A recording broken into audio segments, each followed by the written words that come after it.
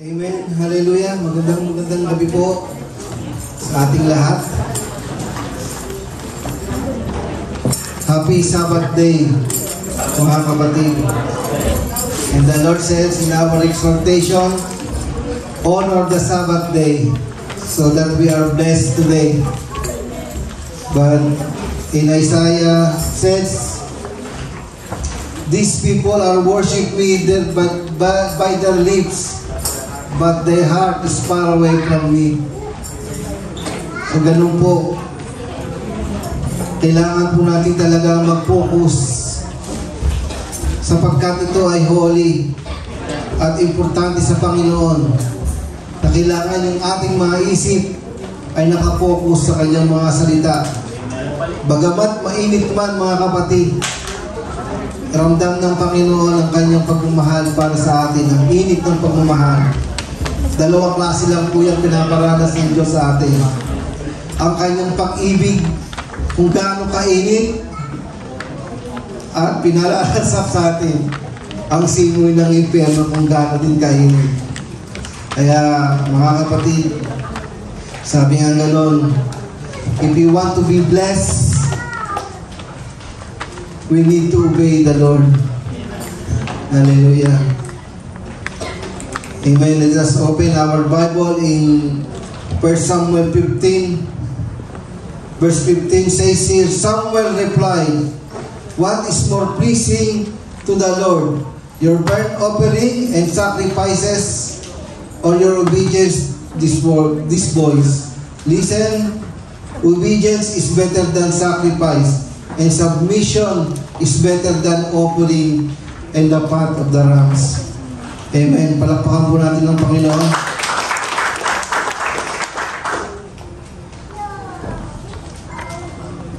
Tonight, we will learn about obedience.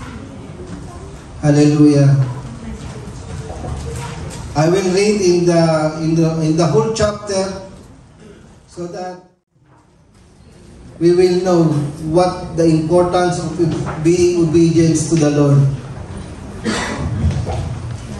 One day Samuel said to the Saul, it was the Lord who told me to anoint you as a king of the people Israel. Now listen to message from the Lord. This is what the Lord of heavens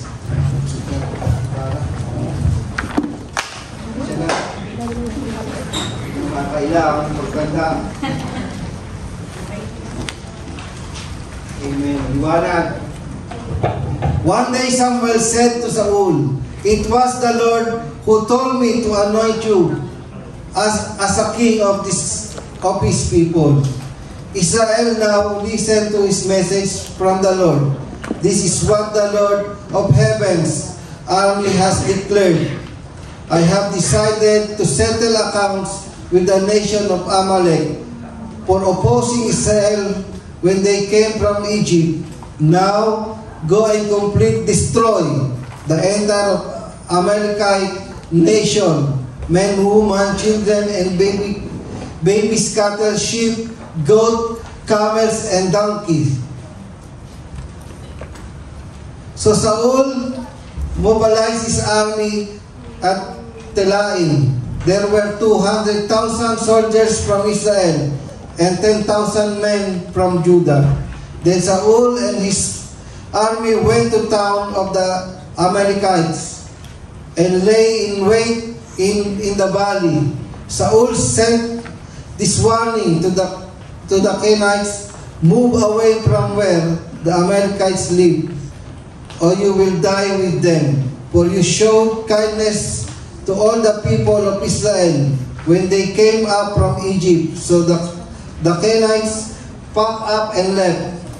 The Saul slaughtered the Amalekites from Havilah all the way to Shur, east of the Egypt, and captured Agag the Amalekite king, but completely destroyed everyone else.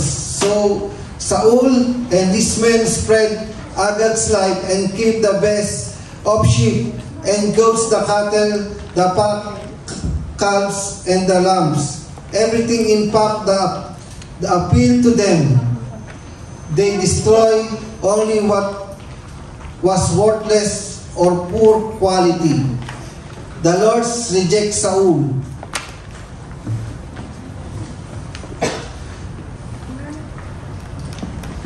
The Lord says to Samuel, I am sorry that I never made Saul king, for has not been loyal to me, and has refused to obey my command. Samuel was deeply moved when he heard this cry out of the Lord all night.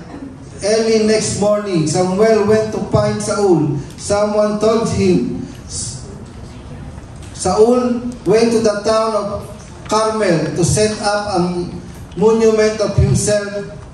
Then he went to the Gilgal, yes.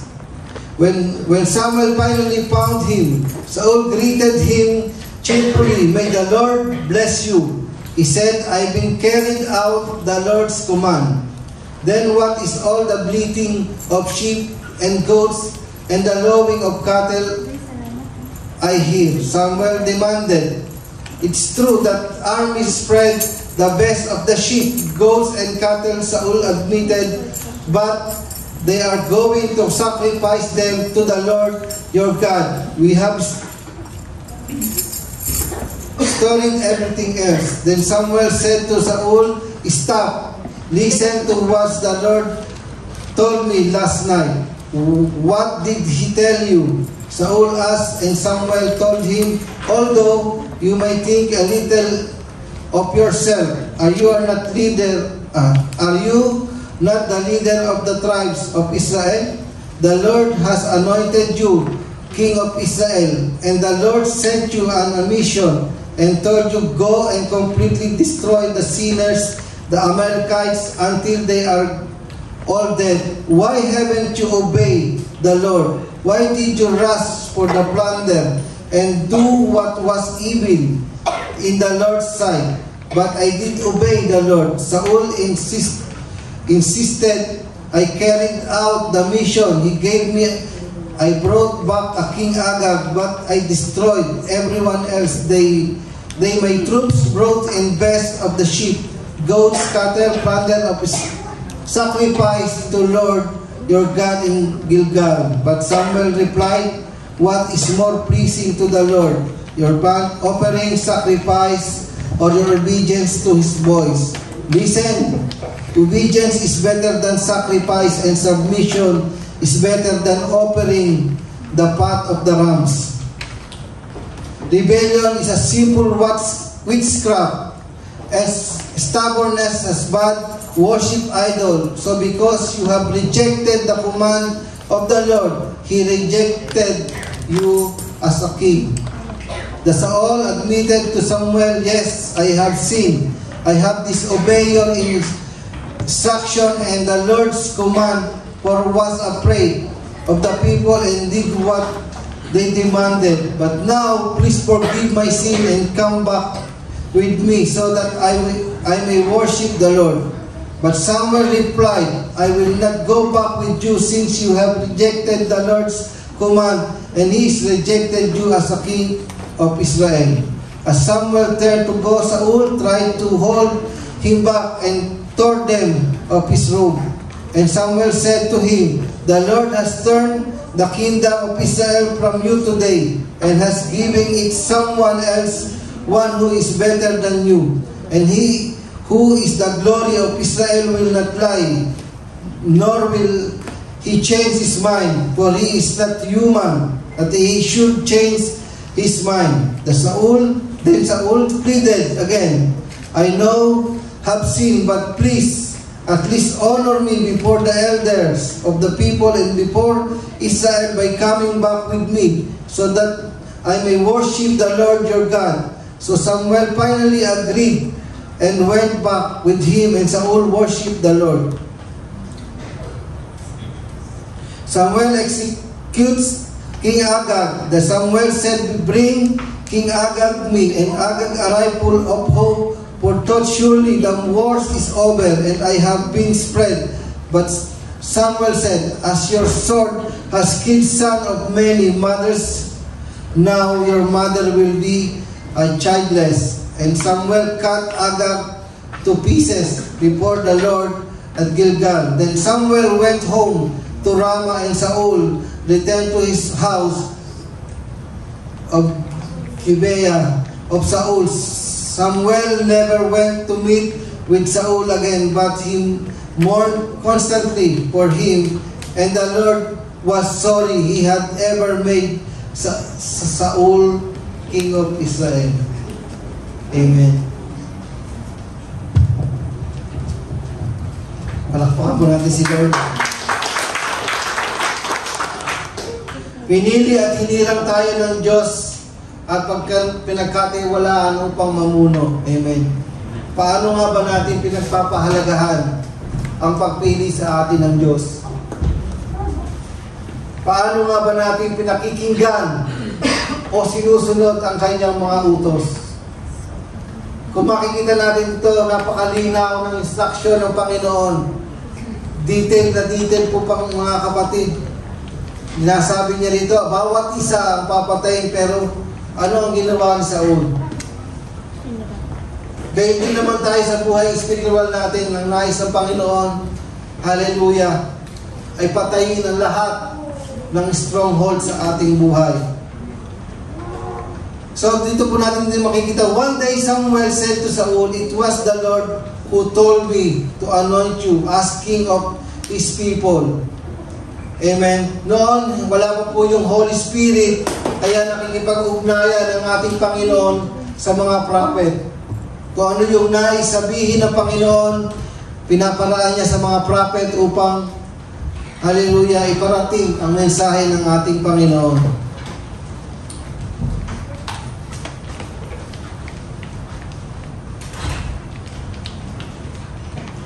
Now listen to this message from the Lord. This is what the Lord's heaven's armies has declared. I have decided to settle account with the nations of Amalek, to opposing Israel when they came from Egypt. Now go and complete destroy the entire Amalekite nation, men, women, children, babies, cattle, sheep, and goats, camels, and donkeys. Amen. Most of us, we get failure because we are not following the instructions of the Lord in our life. That's why, as you can see, even you are the parents of your children and did not obey you, what do you feel? So you will feel very sad and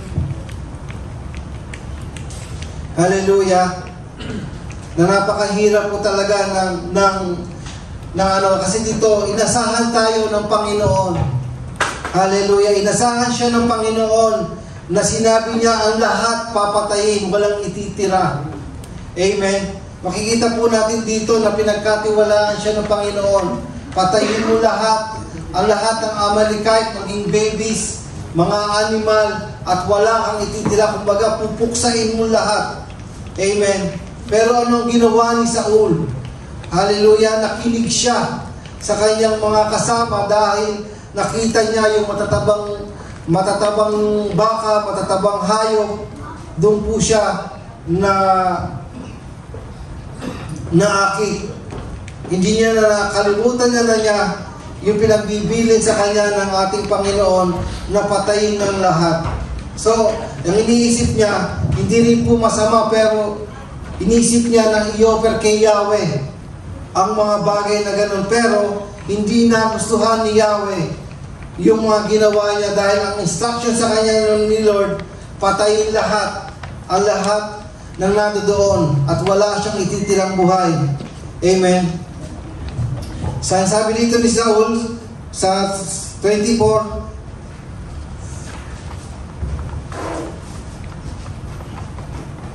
sa 23 muna, rebellion is as simple as witchcraft and stubbornness as a bad worshipping idols. So because you have rejected the command of the Lord, He has rejected you as a king. So ganun po, ganun kabigat kapag hindi po tayo sinumunod sa ating Panginoon. hallelujah, kung pwede din mangyari sa buhay natin na i-reject tayo ng ating Panginoon. Halimbawa lang na may pinapagawa ang Diyos sa atin at hindi natin sinunod. Malaking kasalanan po yun at hindi po nalulugod ang ating Panginoon. Maraming mga pagkakataon na nangyayari sa ating buhay na nakakarinig tayo, hallelujah, na sinasabi ng banal na Espiritu pero ini-ignore natin. At yun po ay isang makasalanan na kasalanan na ginagawa natin sapagkat hindi natin ino-honor ang sinasabi ng Panginoon. Then Saul admitted to Samuel, "Yes, I have sinned. I have disobeyed your instruction and the Lord's command, for I was afraid of people and did what they demanded." So makikita po natin siya, kahit siya ay leader ng batalyon pero natakot siya, hindi pa rin siya nasunod. Amen. Sabi niya natakot daw siya sa mga tao dahil gusto ng mga tao na kuhanin yung mga matataba, i-reserve para i-offer kay Lord. Wala siyang nagawa kahit po siya ay leader. Sabi po sa Galatians 1:10,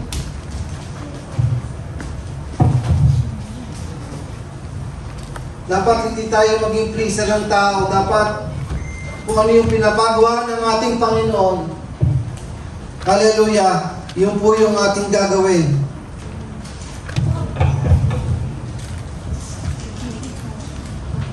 Obviously, I'm not trying to win the approval of the people, sabi dito ni Paul, but of God. If pleasing people were my God, I will not be Christ's servant. Sabi nga ganun din sa Tagalog, hallelujah, hindi raw talaga siya sumusunod sa mga tao, sa approval lang tao. Dahil kung susundin niya ang tao, hindi na raw niya masusunod ang ating Diyos at sasabihin, hindi na raw siya servant ng ating Panginoon. So dapat po talaga mga kapatid, hallelujah. Obviously, sabi, bakit ko sinasabi ito? Dahil ba sa nais kong mapuri ng tao? Amen. Yan po ang kadalasan ng ating ginagawa. Dahil mapuri tayo, gutom tayo at uhaw sa pagpupuri ng tao. Amen. Yung nakakalimutan na natin yung nais ng Panginoon. Hindi natin gino-glorify si Lord, but mas inuuna natin mag-glorify tayo ng mga tao. Hindi ang papuri lamang ng Diyos o ang tangi kong hinahangad. Sinisikap kong magbigay lugod sa tao. Hindi kung iyan ang talagang hangad ko. Hindi na sana ako naging alipin ni Kristo. So makikita po natin hindi talaga tayo pwedeng mag-serve sa dalawang master. Kailangan po talaga mag-serve tayo kay God, hallelujah, upang tayo ay kalugdan niya. Amen. But Samuel replied, "I will not go back with you since you have rejected the Lord's command and rejected you as of Israel." As Samuel turned to go, Saul tried to hold him back and tore them of his robe. And Samuel said to him, "The Lord has turned to the kingdom of Israel from you today and has given it someone else who is better than you." Papalitan po tayo ng Panginoon kapag hindi tayo naging masunurin.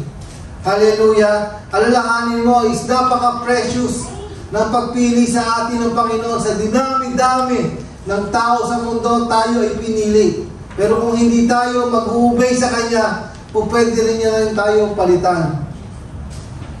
Amen. Kaya, hindi dapat maging Panginoon natin yung ating sarili. Dapat nating sundin kung ano yung sinasabi ng ating Panginoon upang hindi tayo napakapalitan. Napakahirap po, Kahit yung boyfriend mo, pinalitan ka ng panibago, di ba masakit? Ganong kasakit pag pinapalitan. Kaya dapat mga kapatid, how much more pa si Lord? Hallelujah, na ipagpalit ka ni Lord sa iba kasi nawala ng tiwala sa iyo ang ating Panginoon. Katulad ng ginawa kay Saul.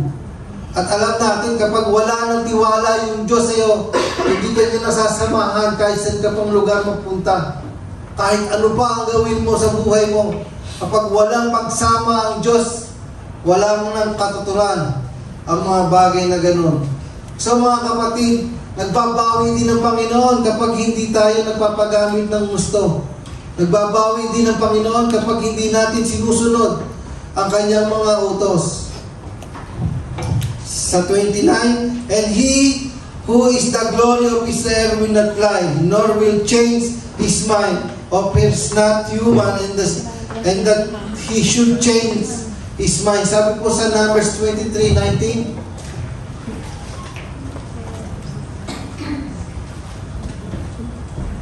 Numbers 23 verse 19. Ang Diyos ay di sinungaling na tulad ng tao. Anumang sabihin niya kanyang gagawin, kung mangako man siya, ito'y kanyang tutuparin. Amen.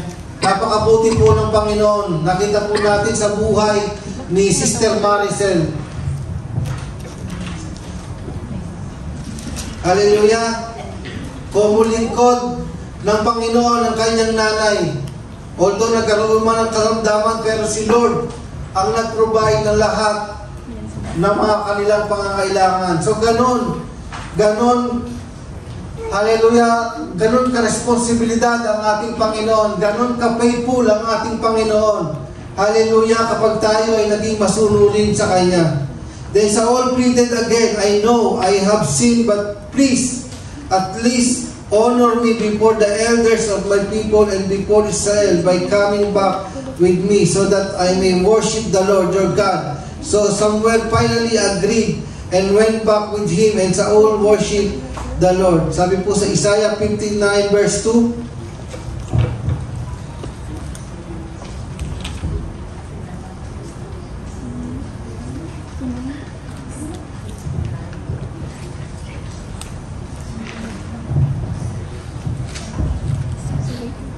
ang mga masasama ninyong gawa ay dahilan ng pagkawala ninyo sa Diyos. Nagkasala kayo kaya hindi ninyo siya makita at hindi niya kayo marinig. Kaya yun po yung mga mangyayari ng mga kapatid. Nagpe-pray tayo. Hallelujah! Humihingi tayo ng answered prayer kay Lord, pero binibigyan niya tayo ng instruction pero hindi natin siya sinusunod. Kaya wag po tayong umasa, hallelujah, na kapag hindi natin sinunod, ay may mangyayari sa ating pagpipray. Wag po tayong umasa na papakinggan tayo ng Panginoon kapag hindi natin siya sinusunod sa lahat ng aspeto ng ating buhay. Amen. So mga kapatid, nakita ko po dito kung ano yung nais patayin ng Panginoon sa ating mga buhay. Amen. Sa ating mga buhay, kailangan din meron tayong patayin upang hindi tayo tuluyang maalipin. Amen.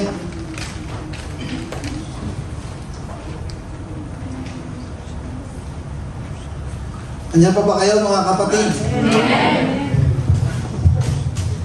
Meron tayong tatlong bagay na kailangan patayin sa ating sarili.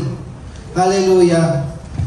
As spiritual, in this message, na kailangan talagang ma-overcome natin.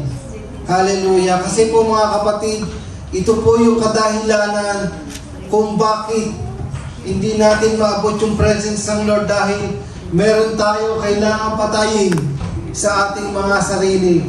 Ito po yung 3 things to die daily: the lust of the flesh, the lust of the eyes, the pride of life. Yan po yung pangunahing ibinigay ng kalaban sa ating buhay, kaya hindi tayo makalapit sa ating Panginoon. What is the lust of the flesh? When natural sexual desire turns perverse, they lead to the homosexual, adultery, fornication, and other sexual relate. Amen. This is the lust of the flesh. Amen. Marami, hallelujah, maraming sa mundong ito, maraming mga taong nagkahiwalay. Maraming mga taong nasira ang pamilya dahil sa lust of the flesh. Hallelujah. Dahil nagkaroon sila ng pagnanasa na angkinin ang asawa ng iba. na masira ang kanilang pamumuhay hanggang sa nangyari na po ito. Sa mga magkalibing na nagsasama kahit hindi kasal, amen, hindi po nalulugod ang ating Panginoon. Sapagkat ang kasal ay sagrado. Inuulit ko po, ang kasal ay sagrado, kaya dapat natin itong pag-ingatan ng bawat kinasal, sapagkat nung tayo ay kinasal, kasama natin na witness ang ating Panginoon. Kaya sa generation natin ngayon, konting hirap, konting hiwalay agad. Hindi nila inaalintana, hallelujah, ang kasal ay pinagkaloob sa kanya ng Panginoon. Kaya maraming nagkakasala. Amen. Dahil sa mga maling paniniwala. Sa Matthew 5:31 verse 32.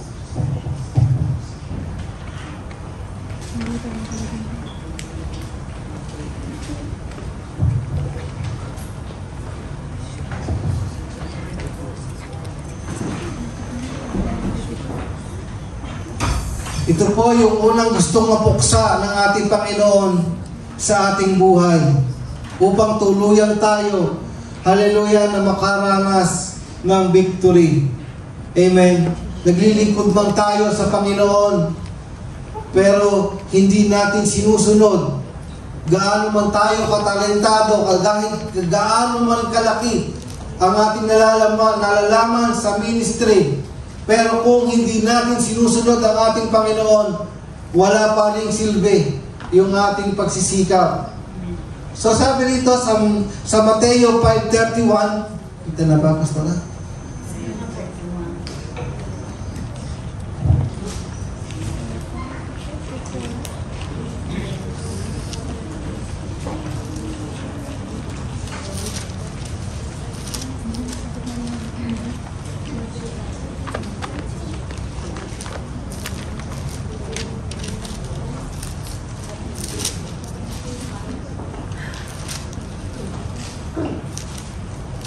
Sinabi rin naman, kapag makikipaghiwalay ang isang lalaki sa kanyang asawa, ito'y dapat niyang bigyan ng kasulutang paghihiwalay. Ngunit sinasabi ko sa inyo, kapag nakipaghiwalay ang isang lalaki sa kanyang asawa, maliban kung hindi ito ay nakikiapid, tinutulak niya sa ang kanyang asawa sa pangangalo niya, at ang sino mang makipag-asawa sa babaeng hiniwalayan ay nagkakasala rin ng pangangalo niya. Kaya mga kapatid, kung tayo po ay under ng ganitong sitwasyon, dapat makipag-usap po tayo sa ating partner kung ano po talaga ang kanilang desisyon. Amen. Baka mamaya yung relasyon po natin o relasyon nyo ay pang dito lang sa Dubai, at pag natapos ang kontrata, tapos na rin ang relasyon nyo. So, nagkasala po tayo mga kapatid. Dapat talaga ang taong nagmamahalan ay mayroong pagkakaunawaan at pag-uusap upang hindi po tayo tuluyang magkasala. Amen? Kung gusto ng lalaki na gawin kang bilang asawa, ibibigay niya lahat ang kanyang kabuhayan. Magawa lang yung divorce paper na yan. Mahal man yan. Kaya, ang sabi, kailangan talagang mayroong kasulutan na paghihiwalay upang maging honor kay Lord. Actually, hindi po talaga inaalaw ng Lord yan, pero matitigas lang ang ulo ng mga tao. Kaya sabi po sa Mark 10 verse 9, the church is not condemning you. No, basta pinapaliwanag lang po para magiging right. Amen? Nandito po tayo para hindi po tayo mag-ungguy-ungguyan, para malaman po natin kung ano yung kalooban ng Diyos. It's time na malaman natin talaga kung ano yung kalooban ng Diyos. Hallelujah, upang maituwid natin ang ating mga pagkakamali, dahil mawawala po ng saysay ang lahat ng ating pagpapagal kapag hindi po tayo sumusunod sa ating Panginoon. Ang pinagsama ng Diyos ay huwag paghiwalayin ng tao. Amen. Hindi po nagiging aware ang mga tao. Ang ministry nagiging showbiz, kadalasan. May mga nabubuong love life. Hallelujah. Kaya ito mga kapatid, talagang isaksak natin sa isip natin. Hallelujah, na hindi man ganito ang iyong motibo, pero magkakaroon tayo ng pagkakasala. O pwede kang makasira ng iyong pamilya kapag lagi kang dumidikit sa taong may mga asawa. Kapag lagi kayo nagsasama araw at gabi, hanggang sa church kayo pa rin ang magkasama, masisira ang pamilya ng taong nilalapitan mo, dinidikitan mo. Kaya dapat maging aware tayo sapagkat hindi nais ng Diyos na masira ang pamilya ng tao. Kaya wag po natin i-allow sa ating isipan na close ako dito kaya lagi akong magkasama kami ganon. Hindi natin alam ang mga tao nakatingin sa atin. Amen. Be salt and light on this world. Lalong-lalo na nasa pulpito tayo, lalong-lalo na umaawit, nagpapakanta tayo. Hallelujah, dapat ito lagi ang ating isipin. Ang pinagsama ng Diyos ay huwag pahihiwalayin ng tao sapagkat, hallelujah, kung lagi tayo na dumidikit sa taong may asawa, hallelujah, masisira ang pamilya nito kapag nalaman ng kanyang asawa. At ano mangyayari? Mawawasak, kaya nagkakaroon ng adultery pagdating ng panahon. So mga kapatid, it's time na malaman natin, hallelujah, kapag puro sugar coating lang sa church ang ating narinig, hindi po tayo mag-grow. Para ano pa, para magbulahan tayo dito at maging unggoy-unggoyan lang tayo dito, hindi po tama yun. Andiyan naman, hallelujah, pwede naman tayo maging close kay brother, kay sister, pero wag yung pilitin na magdalawa lang kayo na parang hindi isipin ng mga tao. Amen? Kuhanan lang kayo ng picture, kuhanan lang kayo ng video, isang malaking pruweba na ipapakita mo sa asawa mo, naku, ito pala yung asawa ko. Kaya pala nagtatagal sa Dubai, meron ng kinakasamang iba. Gusto niyo bang masira ang pamilya ninyo? Gusto niyo bang masira ang pamilya nyo? So dapat mag-ingat po tayo dyan mga kapatid. Hallelujah. Iwasan na natin yung magkakaparang love team.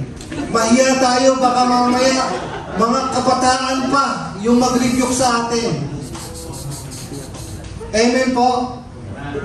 Madalas kayong makita sa labas, madalas kayong magkasama sa bahay, madalas kayong kumain sa kung saan-saan. Pero dalawa lang kayo, magsama kayo upang hindi kayo, hallelujah, upang hindi kayo mapagkamalan. Amen? Kasi alam nyo, maraming nakakarating sa amin mga pastor. Akala nyo lang maritis kami, pero talaga, ang Kristo nasasaktan. Then ngayon, ayokong matulad kay Saul. Kasi ito po yung pinaparating ng Panginoon na magsalita ako boldness talaga sa bawat isa upang maputol ang mga nakikita ng bawat isa. Amen. If you are longing to your husband or your wife, go to the Philippines. Huwag kang lumapit o umanap ng ano tawag dito? Huwag kang humanap ng simpatsya sa iyong kapatid na nanahimik, lalo na may asawa. Alam ko ang kalakaran, hallelujah, ng isang taong nilalapitan ng isang babae. Marupok din ako dyan. Dahil dyan ako sinira ng kalaban. Pero, but praise to God, hallelujah, I pray na ma-restore yung aming relasyon ng aking asawa, kaya ipinagkaloob po ng aking asawa. Amen. Mag-ingat po tayo mga kapatid. Hallelujah, upang hindi tayo mapulaan o magkaroon tayo ng adulterous o yung pag-iisip ng mga tao. Amen. Lalong-lalo na kung tayo ay nanunungkulan sa iglesyang ito. Amen. Kung gusto mong mag-asawa at wala kang asawa, mag-asawa ka. Para hindi mo maano yung desire ng iyong puso. para may mag-comfort din sa'yo. Hallelujah. Pero kung may asawa ka na, hallelujah, i-desire mo na magkabalikan kayo o maging mainit ang relasyon ninyo upang hindi ka na makasira. Amen. Palakpakan po natin si Lord.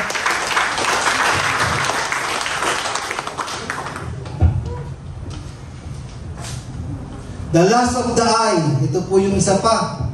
A simple desire to process what we see or to have those things which have visual appeal. This coveting, money, possession, or the other physical things is not from God, from the world around us. Hallelujah. Umpisahan po natin yung ano ng money dito, possessions of the money. It's all about giving and tithing in Malachi 3. Hallelujah. Ito po yung madalas nating nadidinig. This is the command of God. Bring your full tithes in the storehouse. It's a command of God. Na kung hindi po natin ito susundin, sa tingin nyo ba magiging follower of Christ tayo? Sagot po. If you claim that you are follower of Jesus, and you claim you are son and daughter of Jesus, in terms of giving, you will not give, you will not given. No, ever since, from the start, you forget how to give your tithes and offering, but the Lord is always bless you. The Lord is always faithful for you. But your hands is nakatikom para magbigay. Amen. Hindi po sapat yung ating mga talent na ginagawa natin dito, mga kapatid. Amen. Nasabi nga ni sa Job, hubad akong sinilang, hubad din akong mamamatay, sapagkat wala tayong pagmamayari dito. Amen. May consider, mga kapatid, that you are anti-Christ if you are not giving your tithes, because we should be given our tent to support for financial expenses, pamasahe, Bible study, magbabayad ng brams, at ang malakas mong palakpak at hallelujah, hindi po makakapagbayad ng church yun, ng ating renta.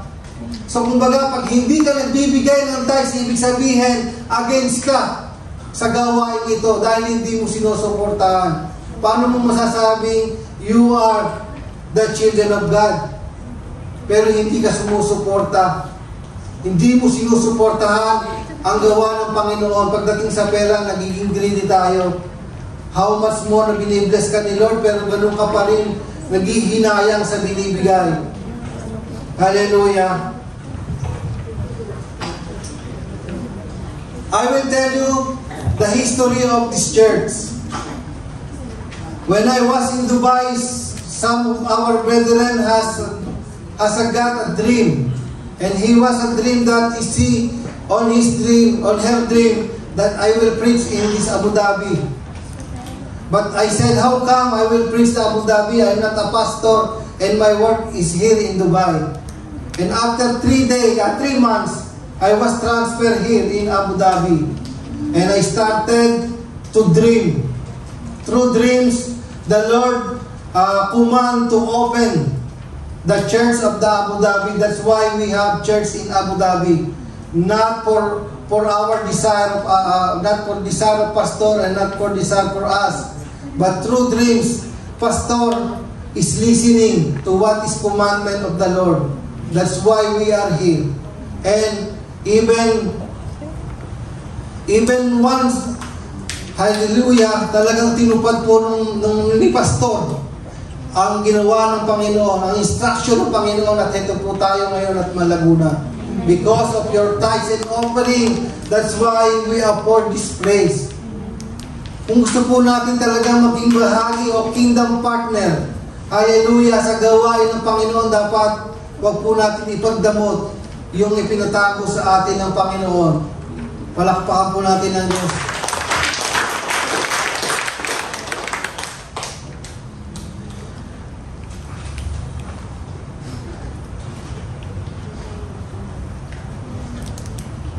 the pride of life.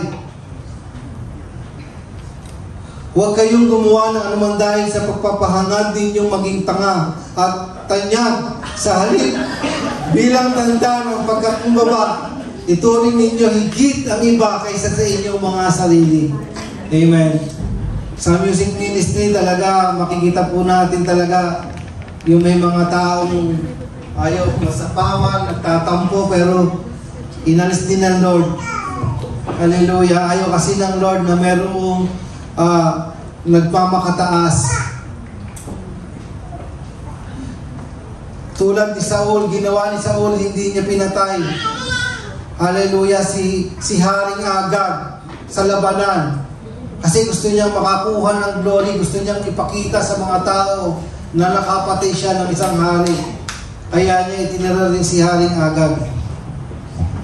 In Matthew 16:24, bakit tayo matatapos sa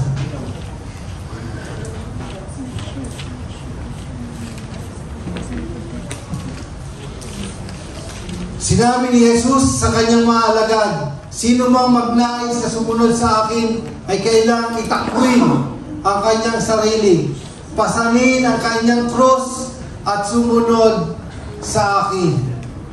Amen. Nandito na tayo mga kapatid sa palad ng Panginoon. Huwag na tayong umatras. At sabi nito, ang sino mang nagnanais sumunod sa akin, kailangan itakwil niya ang kanyang sarili. Hindi po tayo makakapagsunod sa ating Panginoon hangga't hindi po natin tinatakwil ang ating sarili. Sapagkat mismong sarili natin ang ating pinapanginoon kadalasan. Mismong sarili natin ang nasusunod sa kagustuhan ng Panginoon. Hallelujah. Hindi po natin magawa. So wala pong silbi ang mga bagay na mga pagpapagal natin kapag hindi po tayo sumusunod. Hallelujah. Pagkasi tinabi mong takwil ang iyong kanyang sarili, ibig sabihin, wala ka ng pakiramdam. Ipagbibili mo na ang lahat. Ibibigay mo pati sarili mo. Kahit dinuduraan ka, kahit nilalapastakan ka, tuloy ka pa rin sa paglilingkod sa Panginoon sapagkat pinatay mo na ang iyong sarili dahil sa pagsunod natin sa Panginoon. Amen. So hindi po natin makikita yung tunay na pagsunod sa ating Panginoon hanggat hindi tayo nagpapasakop sa ating amang Diyos na may likha sa atin. Amen. Sa Matthew 7:21 to 22.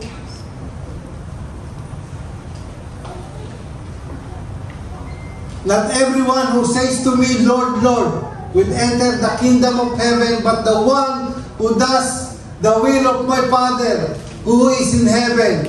On that day many will say to me, Lord, Lord, did we not prophesy in your name and cast out demons in your name and do many mighty works in your name? Hallelujah. Ito po yung mga taong pinanghawakan at inabuso yung grace ng Panginoon. At masyadong disappointed ang Diyos dahil sabi niya, hindi ko kayo nakikilala. In Genesis 1:26, let us make the man in our image. Dahil masyadong nasaktan ang Diyos sa kanilang hindi pagsunod, kinalimutan na sila. Sabi nga, ngunit sasabihin ko sa inyo, hindi ko kayo kilala. Lumayo kayo sa akin, kayong mga gumagawa ng kasamaan. Amen. Sa buhay po natin mga kapatid, hallelujah, patayin na natin yung pinapagawa ng Lord sa buhay natin. Pastor, masyado kang sabi ng legalisi, pastor. May grace ang Lord. May free will ang tao. Hello, kaya ka nga nagka-free will dahil buhay ka pa. Pagkapatay ka na, doon na tayo uhusgahan ng Diyos. Nasaan ang free will mo nun? Kaya ba iligtas ang sarili mo kapag namatay ka na? Kaya sabi sa Biblia, pagkatapos mamatay ng tao, ay paghuhukom. So ano pa yung magagawa ng grace sa buhay mo? Ngayon yung grace na kailangan natin maramdaman. Ngayon dapat natin gamitin yung grace sa pagbabago natin ng pag-iisip upang hindi tayo, hallelujah, mabitag ng kalaban o mapasama at sabihin sa inyo ng Diyos, sasabihin ko sa kanila, hindi ko kayo kilala. Sa gitna ng problema at sinabihan ka ng iyong kaibigan na inaasahan mo na hindi ka kilala, gaano kaya kasakit yun? At pinagsaran ka ng pinto. Ayaw ng Diyos na maranasan natin yan. Kung titingnan mo mga kapatid, mga mananampalataya yan. Kaya sabi, hindi lahat ng tumatawag sa akin, Panginoon, Panginoon, ay mapupunta sa kalangitan. Ay papasok sa kaharian ng langit, kundi ang mga taong sumusunod sa kalooban ng aking Ama. Kaya po tayo, pag naging disobedient po tayo mga kapatid, sa ating Panginoon, yan po ang sasabitin natin. Gumagamit ang Diyos ng kanyang mga lingkod upang paalalahanan tayo. Hindi upang magtanim tayo ng sakit ng loob sa nagsalita. Wala pong personalan to, pero hallelujah, bato-bato sa langit, dapat magbago po tayo. Habang may buhay, may pag-asa. Habang may buhay, handyan ang grace ng Panginoon. Pero wag po nating samantalahin o abusuhin yung binibigay na pagkakataon ng Diyos para po tayo ay magsisi. Lingid sa ating mga kaalaman na marami ng mga nangyayari at nagaganap. Hindi natin alam kung ilang araw na lang tayo sa mundong ito o baka bukas makalawa. Sumabog ang digmaan, umulan ng apoy. Hindi ba tayo natatakot mga kapatid? At napakahirap mapunta sa impyerno. Kung ayaw mong pumunta ng langit, ba't nandito ka pa? Amen? Kaya tayo nandito mga kapatid para tayo makapasok sa kalooban ng kaharian ng ating Panginoon. Sabi nga na, hindi lahat na tumatawag sa aking Panginoon, Panginoon ay papasok sa kaharian ng langit, kundi ang mga taong sumusunod sa kalooban ng aking Ama na nasa langit. Sa araw ng paghukom, maraming magsasabi sa aking Panginoon, hindi po ba't sa inyong pangalan ay nangaral kami, nagpalaya sa mga demonyo at gumawa ng mga himala. Tama yon. Pero sarili lang natin na sinunod natin, hindi yung instruction ng Panginoon. Kaya po napunta ang mga mananampalataya sa lugar na yan. At gaano kahirap na itakwil ka ng Panginoon. Sabihin sa iyo, hindi kita nakikilala. Amen. Palakpakan po natin ang Diyos. So mainam mga kapatid ang pagsunod kesa sa isang handog. Talentado ka man, marami ka mang alam, pero kung puso mo ay hindi naman napagsunod, baliwala rin po yan sa ating Panginoon. Amen. Kaya dapat ngayon pa lang alam natin kung sino ba yung dapat natin sundin. Sino ba talaga yung master ng ating buhay? Sino ba talaga yung dapat nating kilalanin at bigyan ng respeto?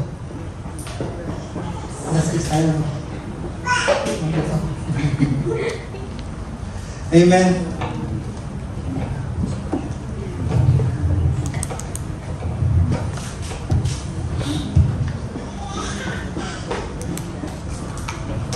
At napakahirap po mga kapatid